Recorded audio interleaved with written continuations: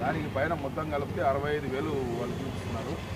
అది మనము ఇన్సూరెన్స్ గాను మన మళ్ళా టీఆర్ ఛార్జెస్ కానీ ఇది అధికంగా తీసుకొని జనాల దగ్గర దోచుకునే విధంగా ఉంది ఈరోజున పరిస్థితి చూస్తుంటే. దీన్ని తక్షణం ఆర్టీఓ చర్యలు తీసుకొని ఇట్లా పేద ప్రజల్ని అన్యాయంగా వాళ్ళ ప్రజలకు తెలవకుండా దోచుకోవడం అనేది ఆపాలని మా విజ్ఞప్తి. ఇంకోటి టీఆర్ ఛార్జెస్ 200, 150 రూపాయలు ఉండేది 450 రూపాయలు. అది మనకు ప్రూఫ్ ఏమో మనకు ఇన్వాయిస్లు ఏముంటుంది, ఓన్లీ ఇది ఒకటే ఉంటుంది, 51,000 అనేది ఉంటుంది. వీళ్ళు వసూలు చేసే మాట కొటేషన్లు ఇచ్చేది మాట 65,000 రూపాయలు అనేసి ఇస్తున్నారు. ఇక అది గమనించుకోవాలి.